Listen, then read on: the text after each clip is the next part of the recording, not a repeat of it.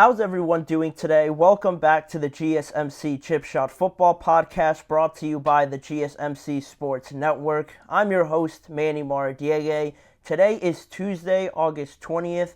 Another schedule of full NFL storylines to get to on today's show. Pretty heavily based on quarterbacks as well, going back to yesterday's show. But on today's episode, we're going to go through Daniel Jones's very disappointing second preseason matchup for the New York Giants. Daniel Jones' first action back. We're going to get through everything that happened for Daniel Jones during that game. Also, we're going to get into what Tua Tagovailoa had to say about Brian Flores and their relationship during the years that Brian Flores was there in Miami with Tua. He didn't hold any punches, so we're going to get into exactly what he said. Plus, also the quarterback battle going on with the New England Patriots. It's still wide open, it seems like, based on Gerard Mayo's comments. So we're going to dissect that and talk about the entire situation in its totality, along with some more topics down the line on today's show. But before we get started, as always, if you guys have any questions, comments, or opinions you'd like to share on today's show, sharing it is a huge part of this show. It makes the show a lot more fun, very interactive, and you guys add a lot to the content on this show by producing some of your opinions and or questions. So a great way of doing that is by using the Super Chat feature that we have available to you guys now with this show. Just click the $sign at the bottom of the chat box to send in your super chat. This way, it guarantees that your message gets on the air, and it's also a fantastic way to support our channel. We rely on your support to keep bringing you the sports content that you love, and we appreciate every bit of it. So go ahead, again, let us know what you're thinking. Hit the super chat button, and let's keep this show as interactive and as exciting as possible. But there's also still that alternative going back to previous shows. If you'd prefer to use the tip and donations link, GSMCPodcast.net, you can still tip, donate, and leave a comment or question there as well. We couldn't do what we do on this show without your amazing support, and we're so thankful to have you guys as part of our community. Again, hit that super chat button on this episode to give your guys' question, opinion, or any comments that you'd like to share throughout this episode. But with that being said now, we can jump straight into the first topic on today's show, Daniel Jones. More of the same with Daniel Jones, but I guess in a different sort of environment, a different flavor, if you will, with 2024 now, some new weapons, some new additions to this offense.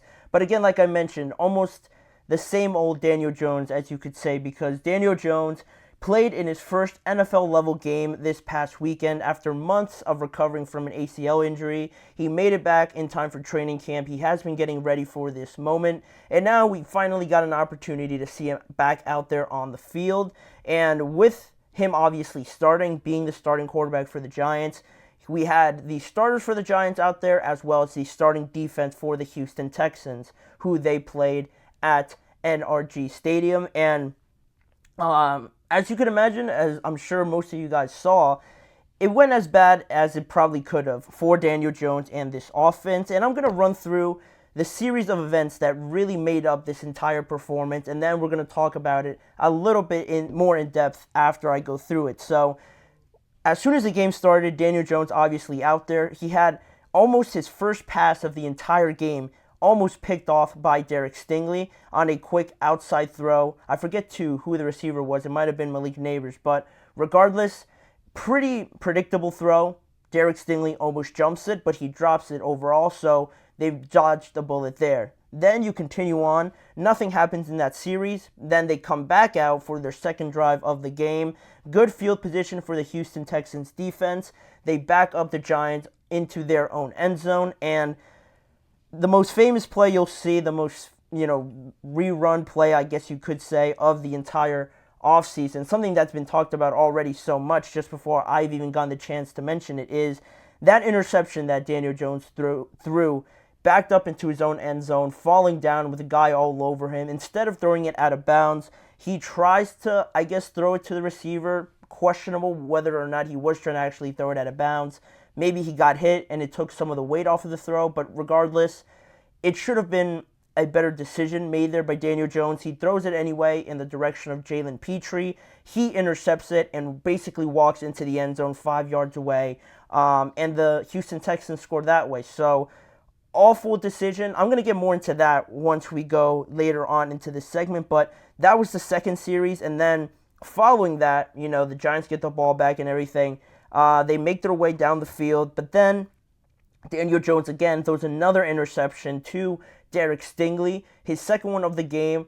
Derek Stingley making up for the first one that he dropped down the right-hand sideline on a deep throw.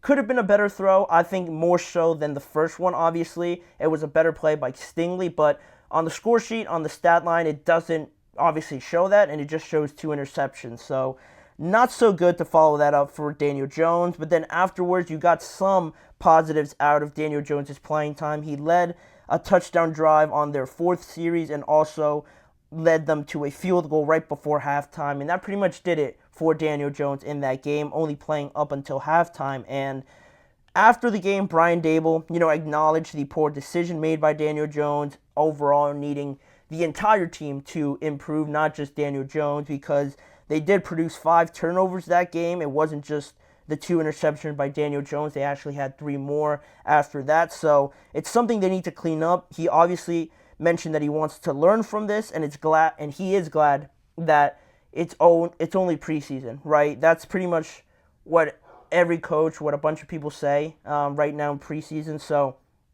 that's what Brian Daboll had to say after the game. And overall, Daniel Jones finished 11 of 18, 138 yards, and 2 interceptions.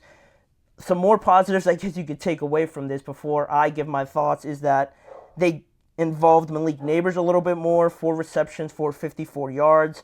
Going back to the first game where he wasn't targeted, this is a better sign. But now I'll get into what I think. Daniel Jones, like I said, the question pops up in my mind whether or not is this rust? Is it worrying right now?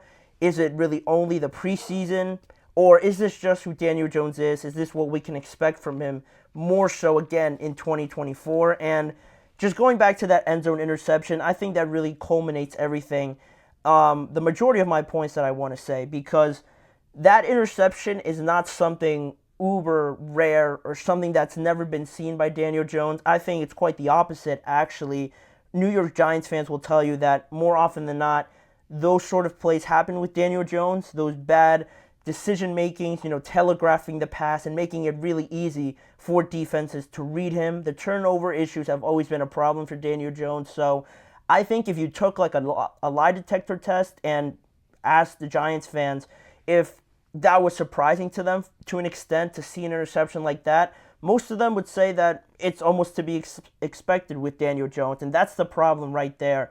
Not only that it becomes expected, but that it's a consistent thing now. It's almost like a habit, and that's the last thing you want to happen with your starting quarterback, especially with all the context around Daniel Jones. We don't have to go back into that, and the contract they gave him, Saquon and everything like that, that's already written. There's nothing they can do about it. But now, with so much pressure on Daniel Jones heading into 2024, everyone, maybe they're not excited to see him back out there, but you're interested to see that, all right, 2024 is a big year. Everything that happened already happened, so let's go out there and see if Daniel Jones can outperform again and maybe go back to 2022 when he surprised everybody by performing great. But then you see something like that, and it's super disappointing because with Daniel Jones, the biggest thing about him is, the biggest thing with any quarterback is if you're going to throw interceptions, and especially if they're ugly interceptions like that, ideally, you'd want the good things that quarterback brings you to outweigh the interceptions, maybe the turnovers and things like that. Because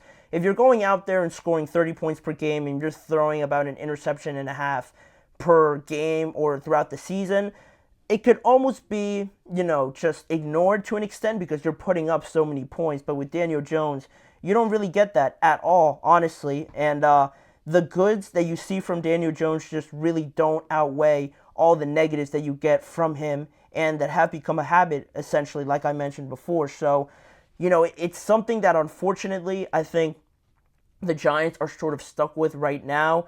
And it's only the first game. I do acknowledge that. I don't want to, completely ignore that it is the first action back. But for Giants fans, again, it's not something that I think they'll rely upon and say, oh, he's coming off the ACL. He's just getting started in the preseason. He's coming back from injury, all that sort of stuff. I don't think many Giants fans who are, you would think, be on their quarterback side would even use that excuse anymore because it's so predictable and they've gotten so used to it now at this point that it's just not something that they're going to feel sorry for Daniel Jones, if that makes sense, at the end of the day. And also, in that decision making as well, that's another thing sort of related to this. The decision making you make as a quarterback, everything happens so fast, right? And that's what separates the good ones from the great ones, from the elite ones, right? To make those decisions and process everything so quickly. But with Daniel, to throw that ball in that situation, falling down, I've never played quarterback at any stage of professional, competitive, or anything like that. But making that play, making that sort of throw is something you see at, any regular park around anywhere that you see kids playing football, trying to make a hero throw, falling down, just chucking it up. That's not, at this level, you can't see things like that. And unfortunately for Daniel Jones, that's become more the common thing for him to see plays like that, recreational, base level plays, decision making that just don't help his case for everything that happened already, like I said, right? They bet on Daniel Jones. They gave him the money that should have gone to Saquon, will be the story that follows him throughout the rest of his career, at least during the time that he is a New York Giant player. You can't have plays like this. And not only is it fair or not to blame, the Giants' wrongdoings on just Daniel Jones, probably not, but that's what comes with being the quarterback. That's what comes with having all this responsibility. And honestly, all the blame of how the Giants look in 2024, most people will say that they're going to have an awful year. Kind of hard to disagree with them, but at the same time, in reality, I don't think it all falls on Daniel Jones, but he'll get most of the blame because of the fact that he makes so many mistakes, so many turnovers, where in reality, it was actually the decision-making by the general manager, by the head coach, by really this organization and how they manage all their players, not betting on Saquon, not valuing the running back market and letting him walk. Now he ends up with the Eagles as if you needed more of a reminder of the bad decision that you made in regards to Saquon and Daniel Jones. And now they're pretty much stuck with Daniel Jones. They have to live with the error, you could say, that they made, because I don't even think the question about starting him or not makes sense anymore, because I don't think it changes anything anyway. You could start Drew Lock, you could start Tommy DeVito, but you're going to be all right, less than 500 anyway. So to pose that question, I don't think it really makes a difference. If you're going to bench Daniel Jones, if anything, it makes you look worse because you're paying him so much just to bench him at the end of the day, where the other guys are probably not going to give you any better of a chance to win. So it's hard to pick out the positives for the Giants right now with how Daniel Jones has looked, but every little thing is going to be micro-analyzed for Daniel Jones. Obviously, he probably knows that, but he's just got to do a better job. Now it's all said and done. It's still, lucky for him, only still a preseason game, but it serves a big warning for the Giants, for Daniel Jones going forward, that just can't happen. Lucky there was only a preseason game, but now heading into the regular season, you got to tighten it up a little bit more. Don't throw that ball, improve the decision making, and at least don't make it so obvious that a loss or bad plays happen just because of you. If he tightens that up, maybe there could be some better optimism there, but that's what I really had to depict or say about the Daniel Jones performance. It made a lot of headlines. A lot of people talked about it, so I wanted to get on here and talk about it as well because it was far from good, obviously, for the Giants. So we'll see how it all plays out in the regular season. We have some more quarterback to get to, though,